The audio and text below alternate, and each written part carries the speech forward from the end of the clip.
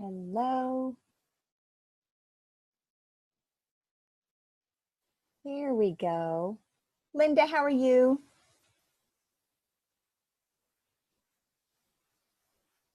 Hello, Melissa.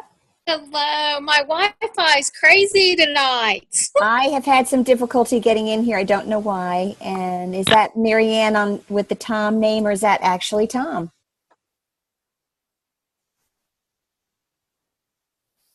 Here we go. Okay, I think I've got it set. So hang on one second here. I'll be with you in just a moment.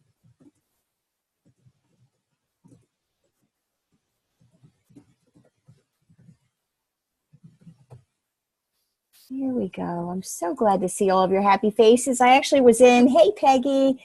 Can you guys hear me okay?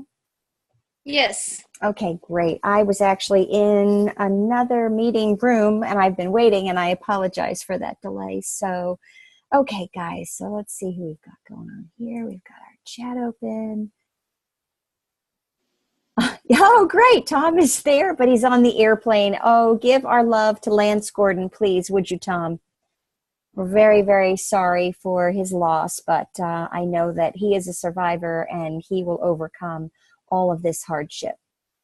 So how cool is that? Okay, great. And we have Linda and Melissa. And Melissa, you said you've had some trouble with your internet, but you're doing okay now? Yeah, I'm good now. I don't know. I just had trouble getting on. So I don't know. That could have been me. So I apologize for that. And then I see, I'm sorry. And then I see a Galaxy S6. Who is that?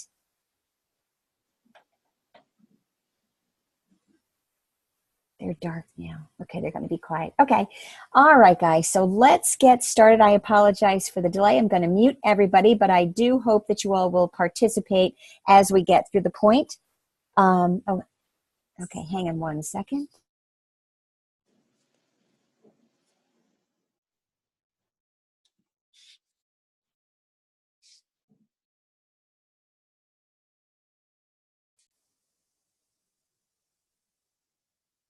Okay. Sorry about that. Miriam was helping me. She's getting into another thing that she's participating in. Okay, guys, so let's get started. We are in chapter 7 of Eric Worre's Go Pro, which is skill number 4, following up with your prospects. And could the timing be any better for what we have going on right now? Oh my gosh, if you haven't had a chance to watch the Zoom from Tuesday, we learned from Adrian and Marinko and Tom and Denise all about Trello and our new ability to follow up with style. And we're going to be working together. So it's going to be another transparency thing for us. And it's going to be a growth process. And there's going to be some pains as we go through it. But we're all going to be so much better because we need something that is going to help us to be able to follow up better on all of those people that we've accumulated through our 2 coffee shop interviews and 1 3-way a day through the process of 65 and a wake up. So I am really, really excited about that. So Eric Worre starts out by talking about an MLM. They say fortune is in the follow-up. Hey, Helen, glad to have you here. And fortune is definitely in the follow-up. And it's true because the problem is most people in network marketing don't follow up at all, at least not as they should as professionals. And so concept number 1 is we need to follow up, or actually follow up is doing what you said you would do. And that's very important. It is a matter of integrity that we need to be able to do the things that we say we're going to do. So excited about Trello. Use it when I bought my condo. It's awesome. Very cool. Helen, the what? Yes. So if you say you're going to call at a specific time, then do it. Run your business through a physical or electronic calendar. I couldn't go through my day without my calendar on my phone.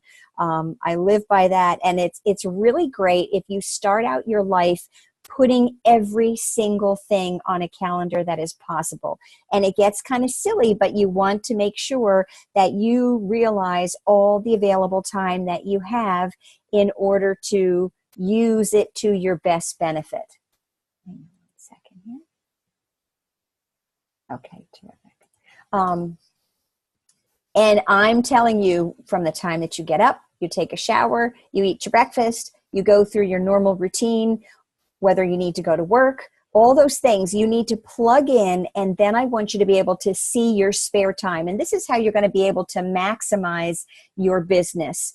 It's the amount of time that you put into it that you're going to get out of it. Helen says, yes, she absolutely agrees. We must do what we say we will do. Calendar blocking helps too. Definitely.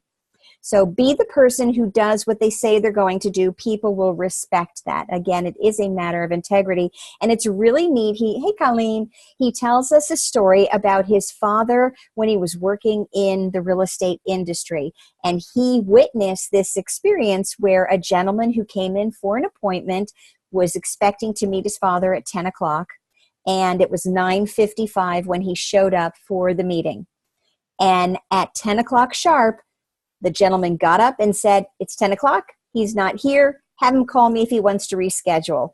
Wow. I mean, seriously, I've seen people do this in doctor's offices. It's really kind of interesting to see when people use this dynamic, because I've heard people in a doctor's office say, my appointment was at 10 o'clock and it is now 10:30. I chart, my time is worth this much an hour. And so once we go past that period of time, then I guess that's the amount that I'm going to be taking off your bill.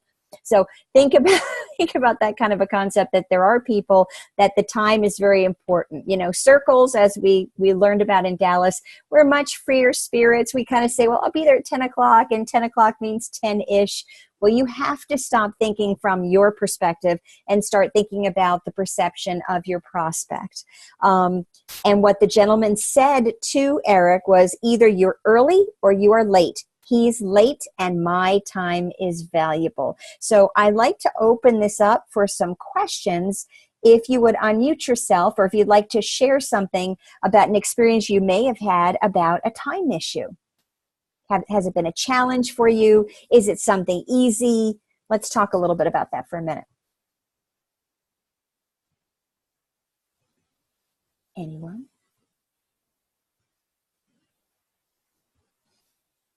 Anyone? Hey, Pamela, this is Linda. Hey, Linda. Thanks for jumping in.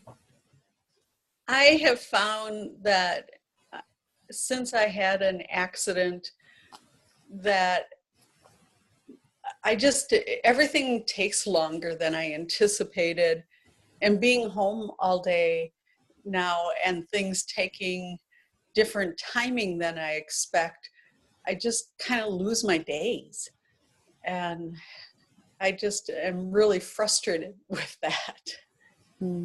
I understand that. So what do you do to overcome that shortcoming in yourself? What do you have to do to account for that difference in time ability, Linda? Well, I haven't quite figured that out yet, because some days my hands work and some days they don't. On some days I'm having memory issues and some days I don't. So it's just been a challenge. Yeah, I can appreciate that. And sometimes that is a great way to, when you're dealing with someone, is if you're straightforward and upfront with them, if you're getting to know someone on a deeper level and you're creating relationship, it's okay to say, please forgive me in advance if, right? It's we're being real with each other here.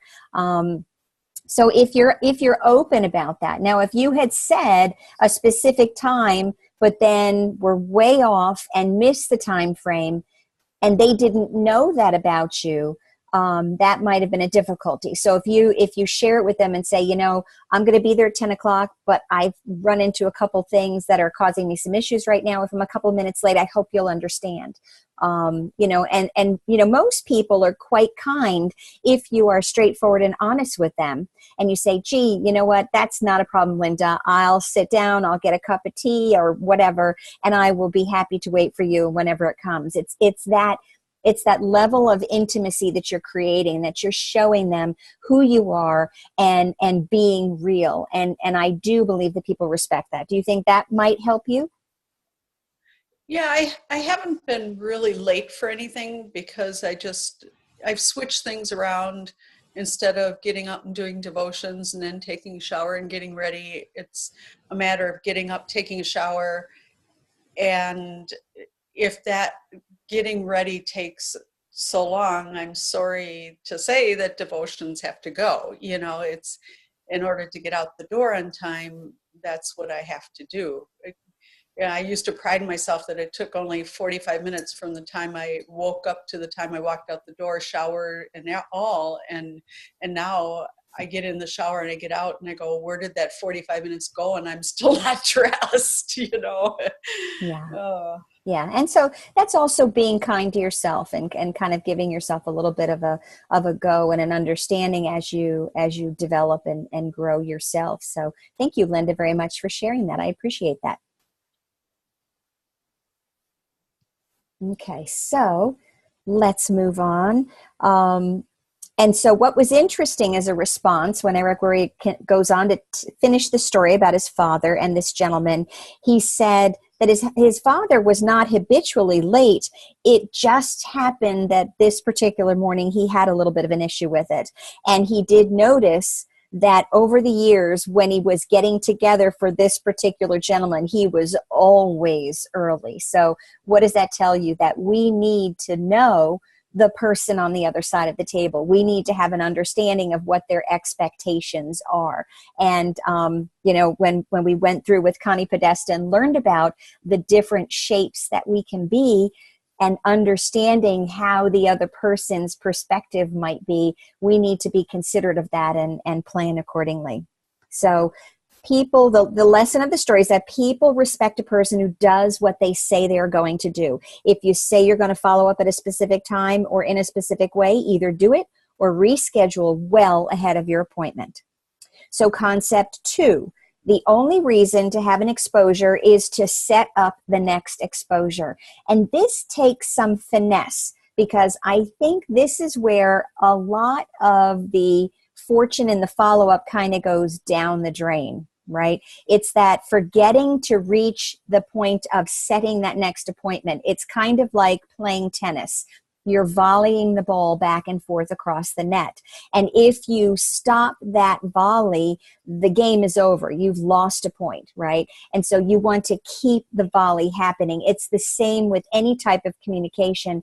If you end the communication at any point, the conversation is over. And so you need to think of it that way. Keep the ball rolling. Keep everything going forward.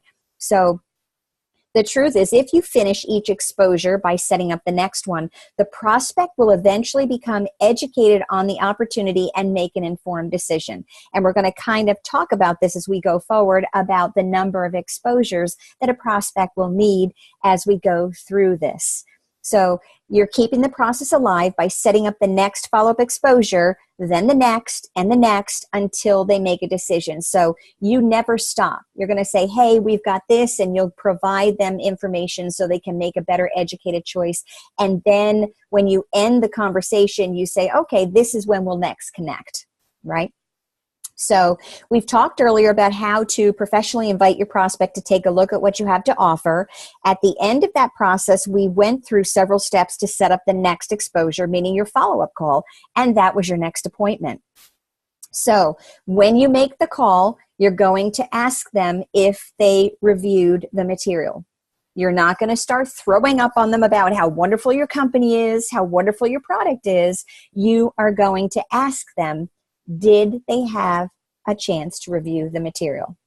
And they're going to either say, no, I didn't, or yes, I did. Okay. And so now what we need to figure out is what we do next.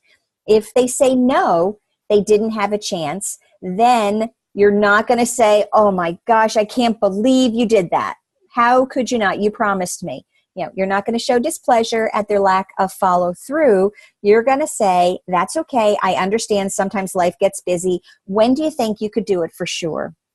For sure, right? And so for sure. And when you put that in there, you think it's a little much, but the truth is he's been using this.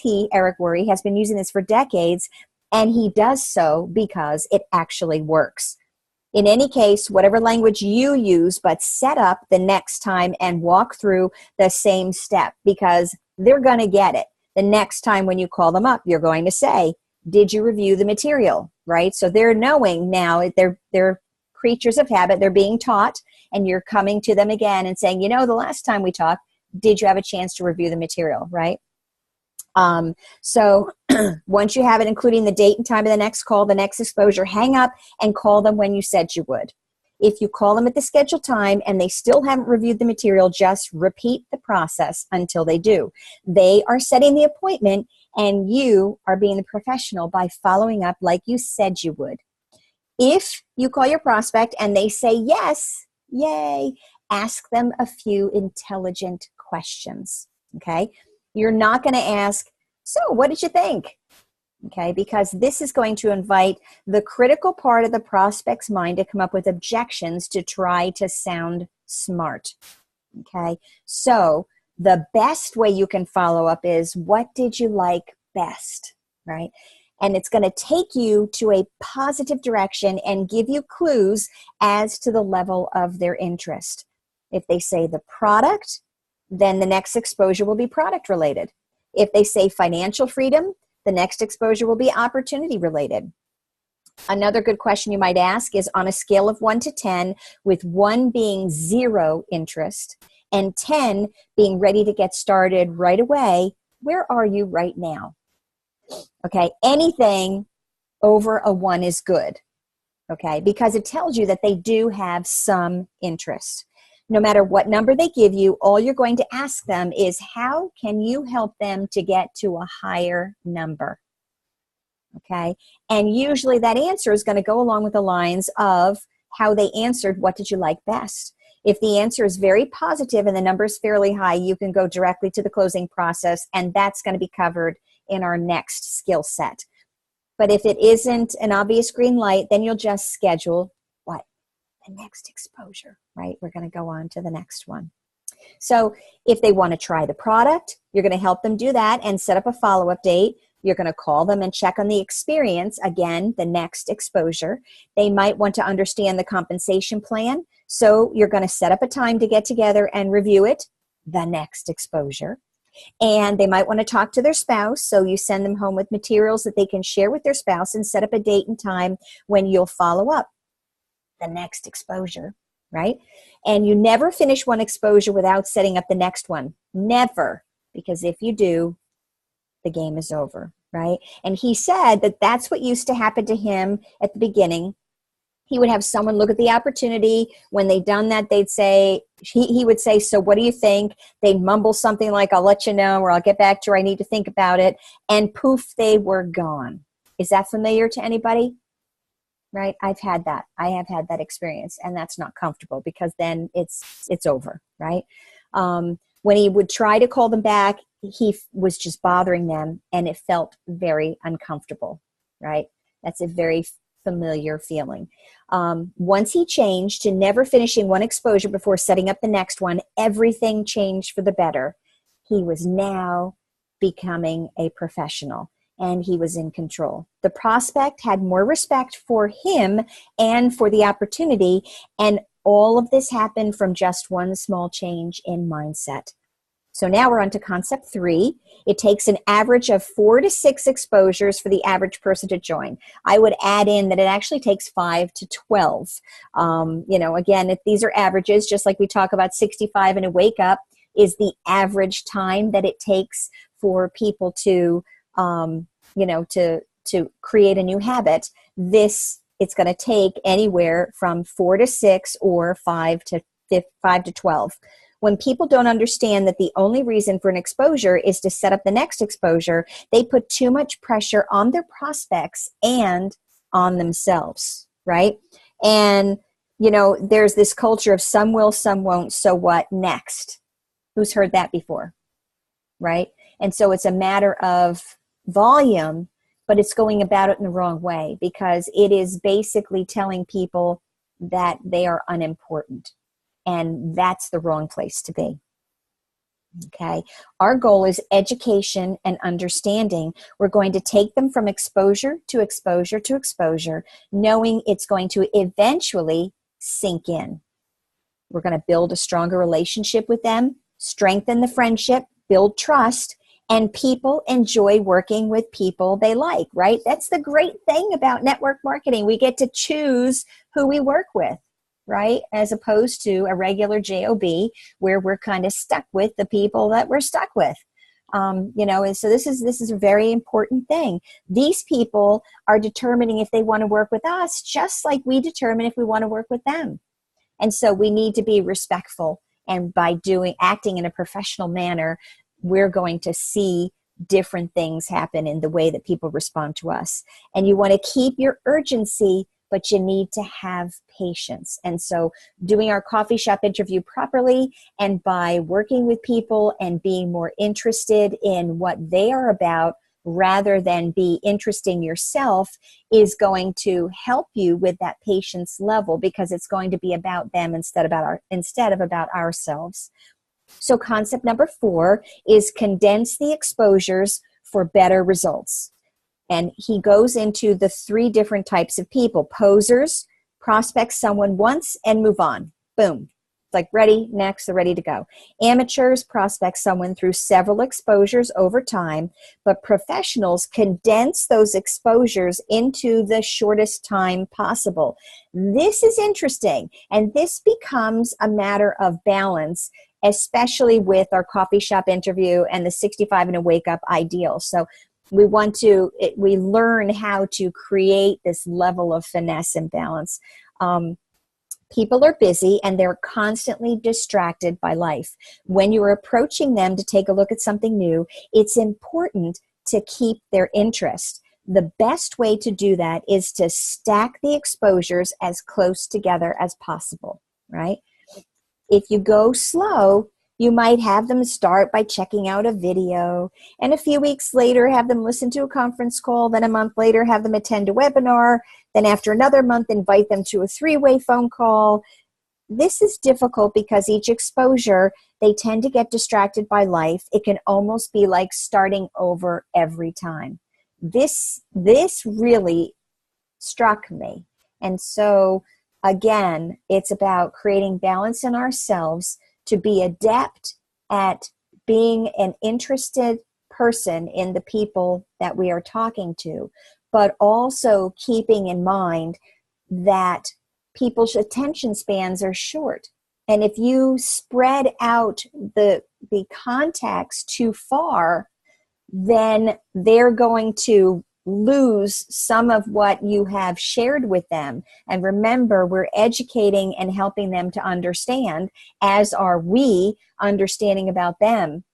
But sometimes it's like starting all over. So as we go through and we follow up, create very specific periods of time so that you can get this managed in a healthy time frame that will be comfortable for them but productive for you. I hope that makes sense, right?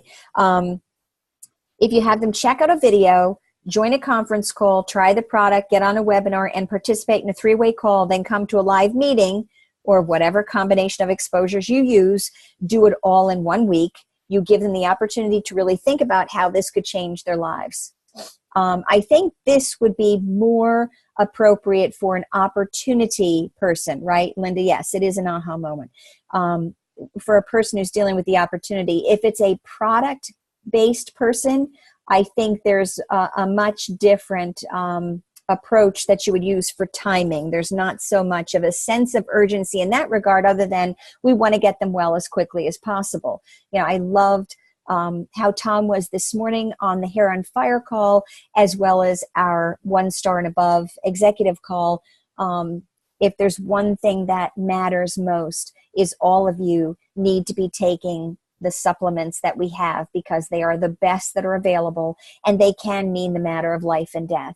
And Lance had posted such a beautiful response that his wife's doctors had said that she did not need to take any supplementation, that she was healthy, and he, being just a CPA, was telling her something different, and unfortunately she listened to her doctors. And that's heartbreaking, but it can be something for us to share and go forward. And it goes exactly in alignment with what Doc Wallach talks to us about. Dead doctors don't lie, right?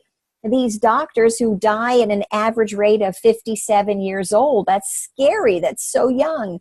And now we think about a person who was recommended not to take our products. It just really is so sad. No matter what vertical you love, take your minerals and vitamins no matter what. Do not die on me. No, and you either. We love you too much. And we're so thankful that we have such a wonderful family here. And Lance echoed that as well, that we truly do have a family that cares. The business is great, but we're here to love and help each other. So, okay, so now we're going to talk about questions and objections, right? A lot of time your prospect will just be bringing them up to sound intelligent. They want to think they have an idea of what to discuss. So how you respond is extremely important. If you act defensive, you'll plant a seed of doubt in their mind. If you act offensive, you'll chase them away. Okay, so let's talk a little bit about that. Let's think about what would be a defensive response and what would be an offensive one. Can anybody kind of share what your ideas are of what a defensive response would be and or an offensive one? What do you think?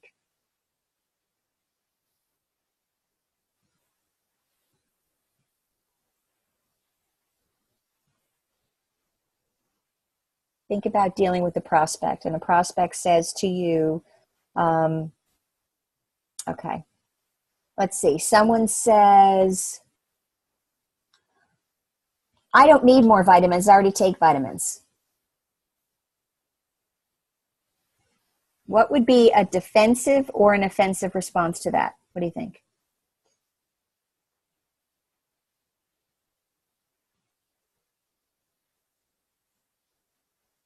Well, you're going to die, right? Yes, right? Yeah. Well, if you don't listen, that and if you said that to somebody, they're not going to be happy with you. Well, you're going to die.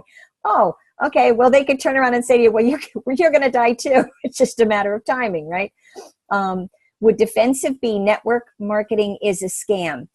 Well, that could be that's something Linda brought up. That is an objection. It's not.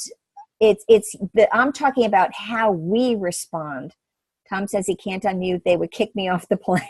That would be offensive. Yes, he would be offending the people on the plane if he unmuted and started to talk about everyone's going to die. I think they're going to tackle Tom in the aisle. That would not be cool. So sorry about that.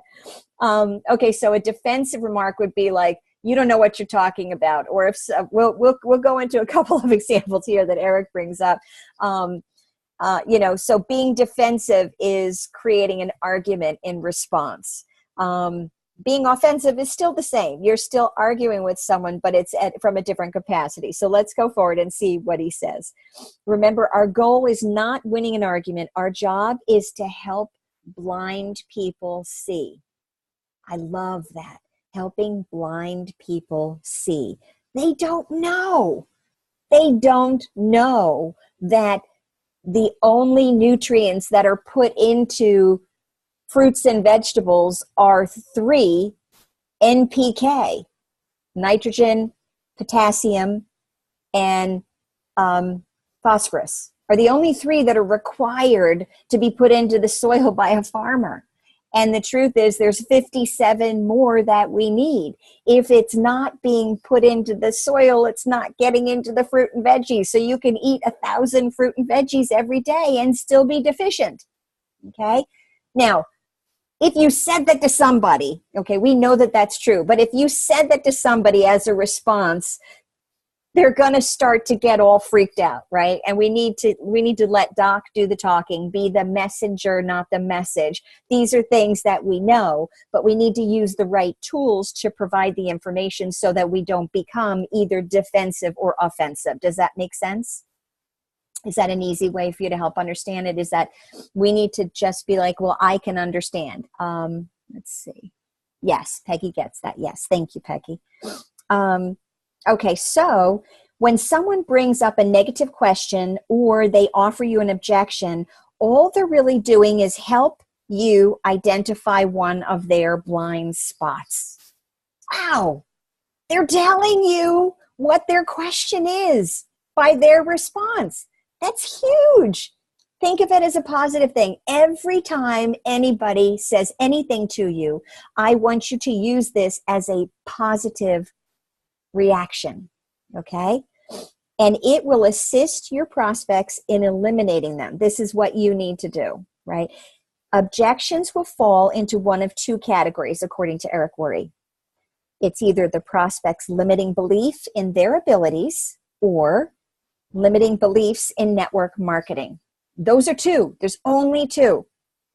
Holy cow. Doesn't that make it a lot simpler, right? Because I've seen and been trained on all ways to respond to objections. But the truth is, there's only two. All right?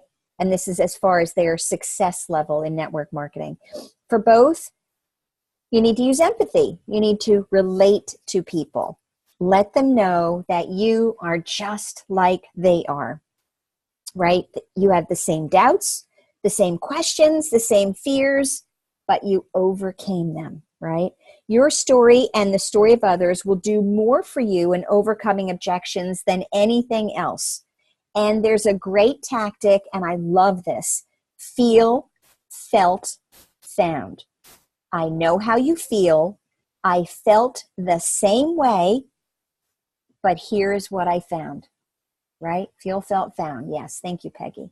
So when you do that, you're helping to agree with them. You're not being defensive or offensive. You're not attacking them in any way. You're saying, hey, you know what? You're right. I get it. I know exactly what you're thinking. Exactly, right? So when prospects have a limiting belief in their abilities, let's talk about the two different ones, right? Common objections that they'll bring up are, I don't have the money. I don't have the time. This isn't my thing. I'm not a salesperson. I don't know anyone, or I'm too old, too young, or have no experience. I've heard every single one, right? And Colleen is nodding yes. So she has two, right? Okay. So there are like all kinds of fancy approaches that you can use. Well, you don't have it. Do you have a cable bill? Do you have a cell phone? I mean, all these very objectionable things that people will respond. Come on, wake up. And that's just rude, right? We don't want to be rude to people. We can say, oh, okay, so you don't have the time? You know, how long do you want to have that reality in your life? You have to change if you want your life to change.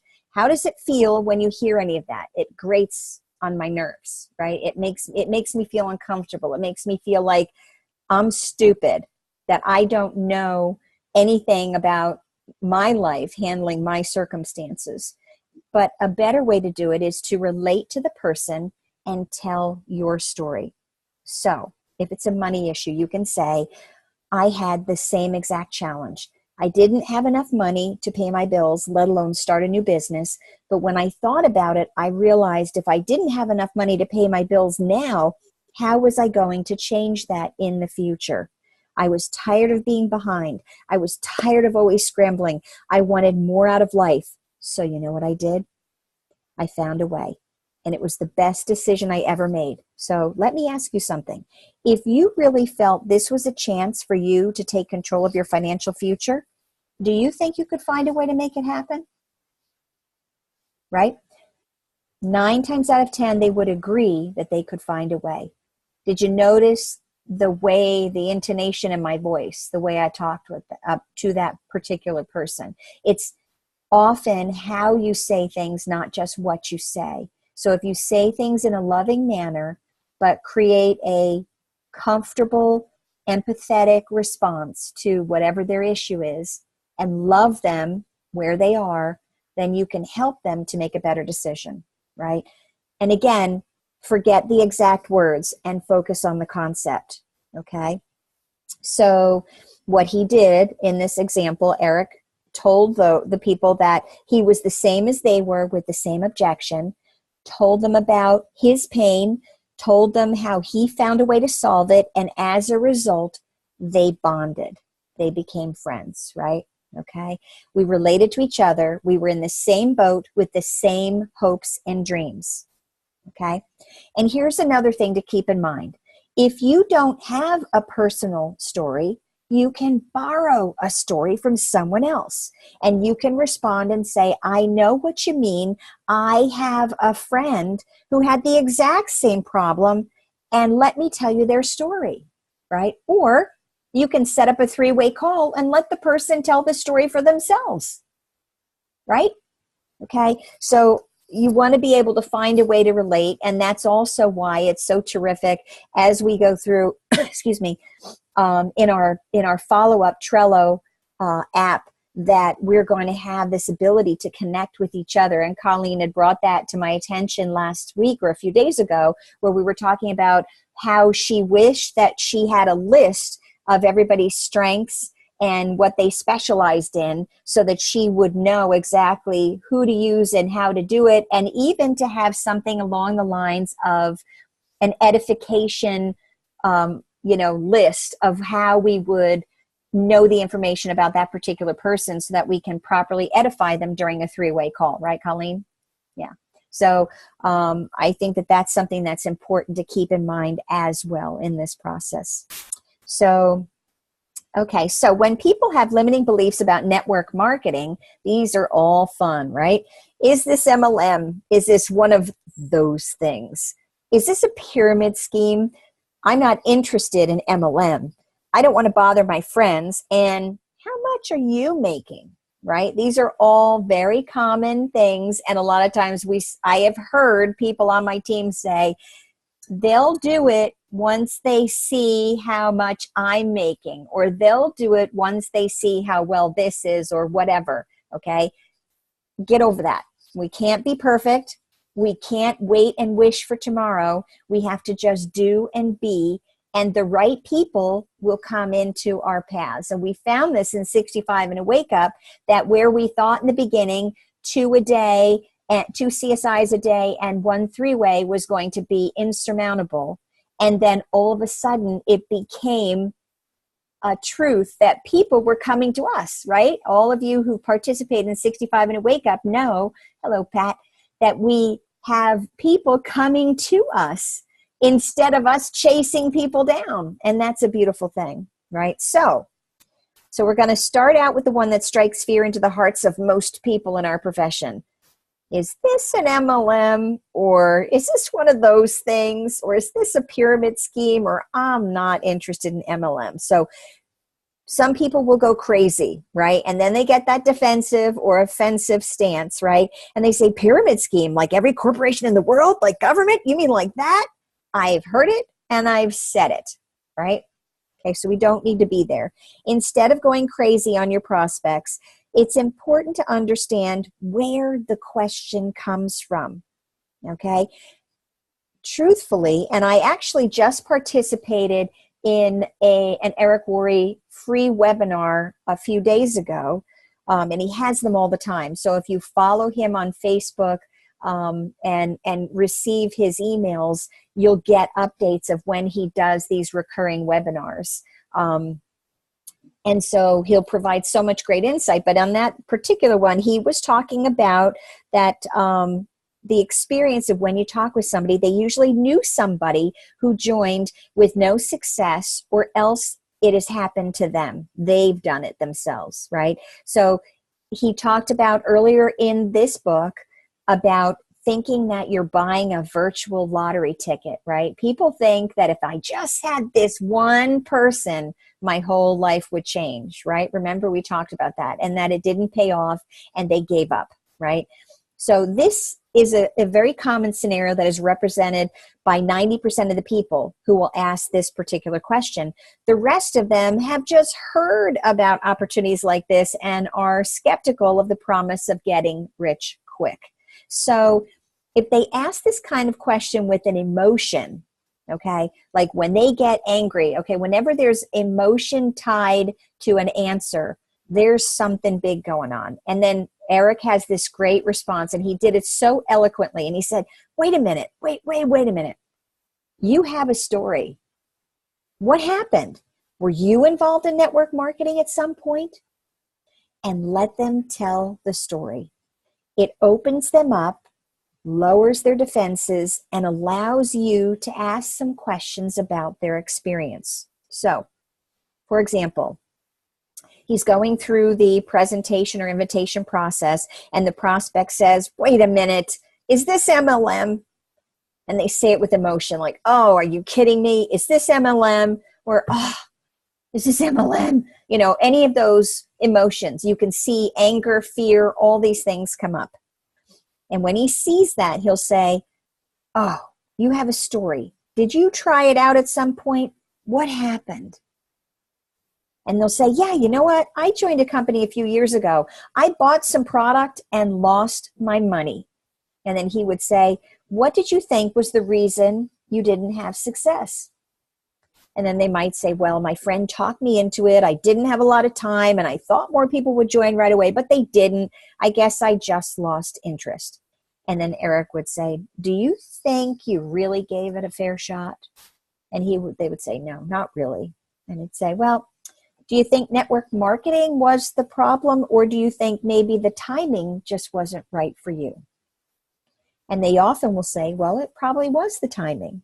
Okay, so there's a shift in the dynamic of this particular interaction. And that is very important because you are lending credence to their concern. You are not trying to be defensive or offensive and respond back rudely. You are truthfully being caring toward their concern or issue, right? So if you ask questions and are friendly through the process, you have a strong opportunity to help them get rid of their blind spot and take a look at what you have to offer, right? So like horses, if you see horses, they have those blinders on, and they do that to protect them, right? To keep them on their path, because if you realize that you've taken away your peripheral vision, it's going to keep you focused on the point ahead. But sometimes people are so focused on something negative, they can't see the forest for the trees, right?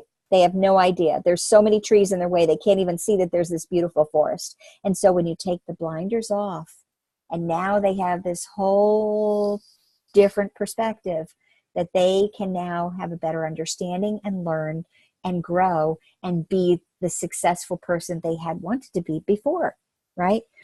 So you can relate to them by saying you had the same objection initially and telling them how you overcame it. Okay, so let's talk about the beloved pyramid scheme, right?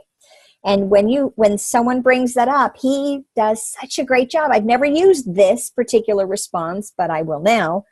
I always say, oh no, pyramid schemes are illegal and I would never be involved in something illegal.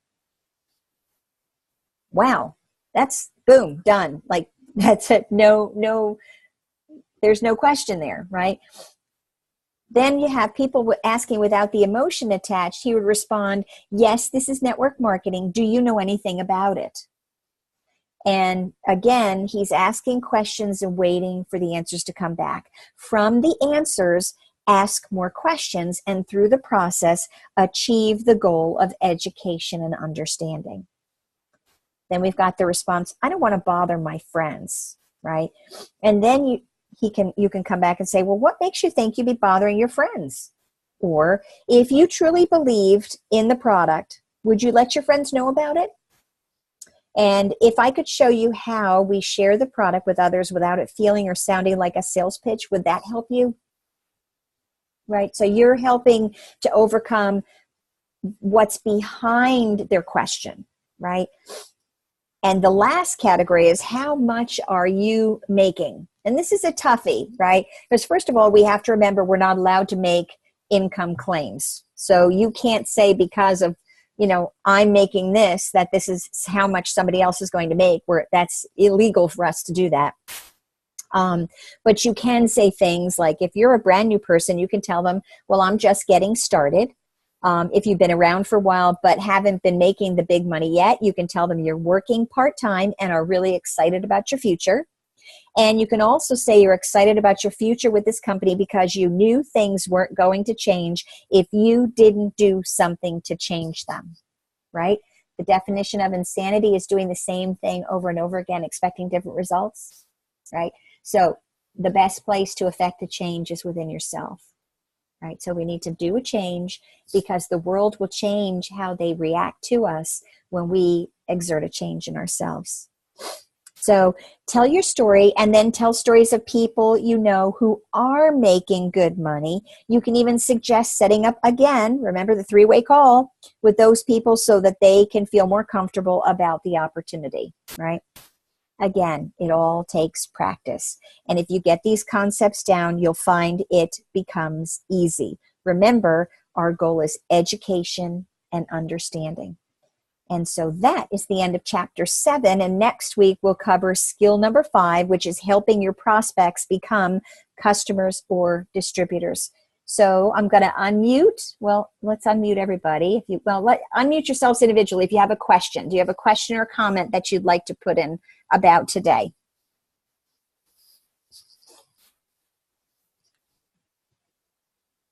You can type it, you can speak it, whatever you'd like to do.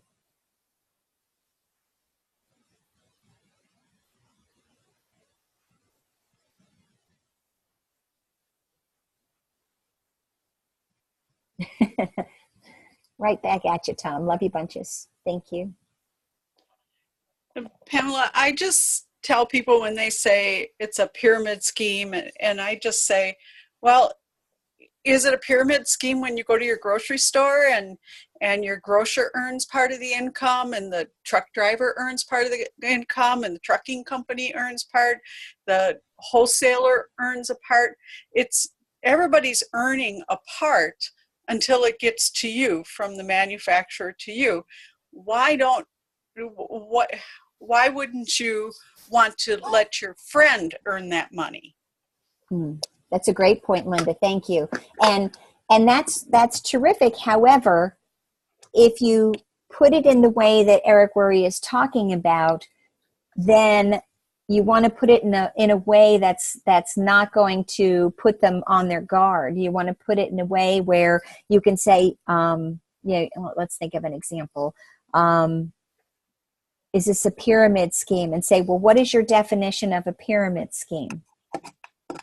And they'll probably say something like, well, a pyramid scheme is where the person at the top makes all the money, and the people at the bottom get taken for a ride, and they lose their money, and they never make a penny. Right? That's what's in their mind. Yeah.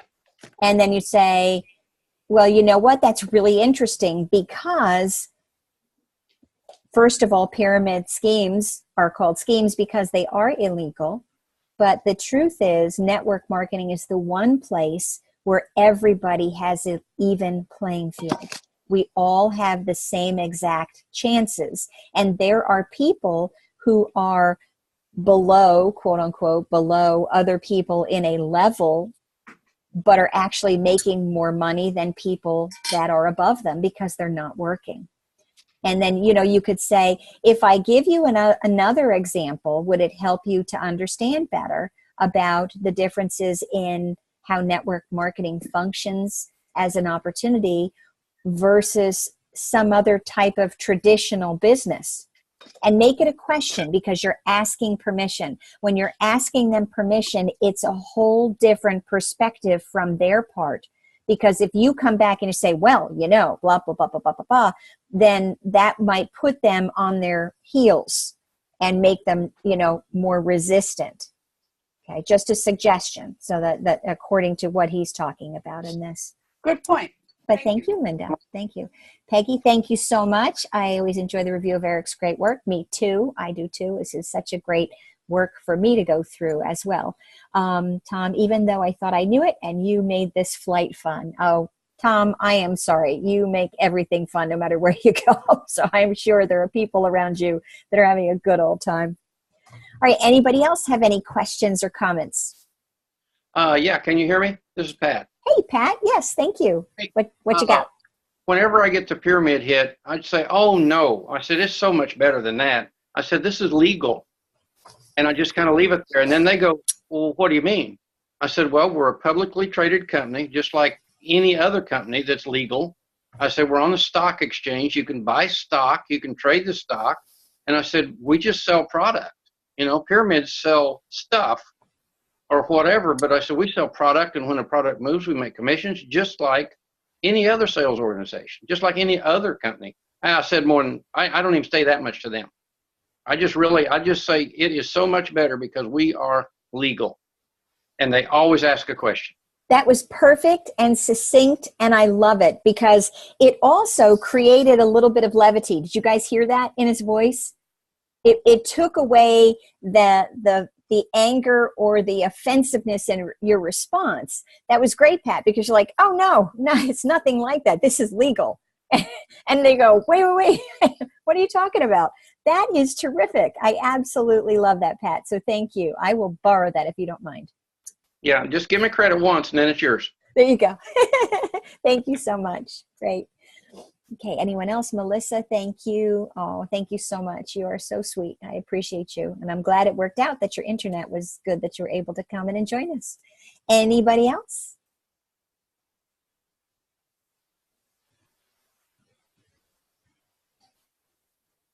We started a little bit late, and I think we're finishing a little bit early. If that's okay with you guys, I am okay with it. If you've gotten all that you need, love you so much. You guys have a blessed night, and we will reconvene next Thursday, same time. And again, skill 5, helping your prospects become customers or distributors. That's where the rubber hits the road, guys. We start creating volume and making some money. So you guys have a great week, and I look forward to speaking with you soon. Bye-bye. Goodbye. I've unmuted everybody. Take care. Bye. Good night. God bless. Good night. But I told him, look, you need to get out of Manhattan for 2 days. Wrong zoo on a Thursday because it's free. And